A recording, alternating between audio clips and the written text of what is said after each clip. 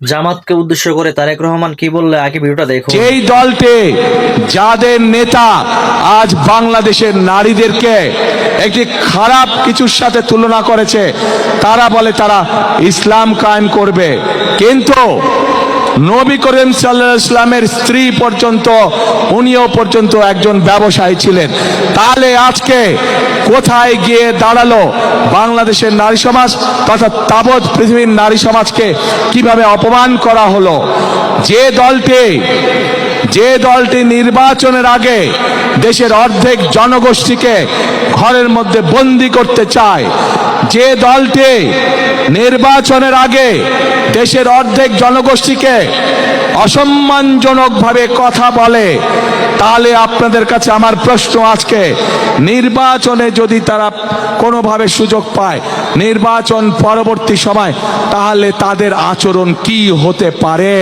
এই বাংলাদেশে খেটে খাওয়া মানুষের পরিবারের অধিকাংশ নারী কোনো না কোনোভাবে সংসারের উপার্জনের জন্য কাজ করে থাকে। এই বাংলাদেশের লক্ষ লক্ষ 50 লক্ষের উপরে নারী আজ যেই গার্মেন্ট শিল্প নিয়ে সকলে গৌরব করে, সেই গার্মেন্ট শিল্পে নারী শ্রমিকরা কাজ করেন।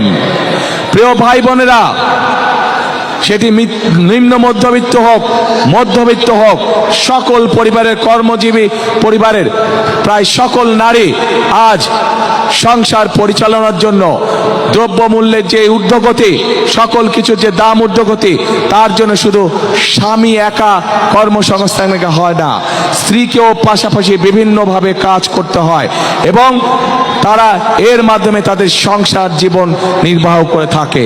কিন্তু আজ আমরা দেখেছি একটি রাজনৈতিক দলের নেতা পরিষ্কারভাবে নারীদেরকে কিভাবে অসম্মানিত করেছে, তাদেরকে খারাপ ভাষা দিয়ে অসম্মানিত করেছে। প্রিয় ভাই বোনেরা, আমাদের নবী করিম সাল্লাল্লাহু আলাইহি সাল্লাম, উনার যে স্ত্রী ছিলেন বিবি খাদিজাও ছিলেন একজন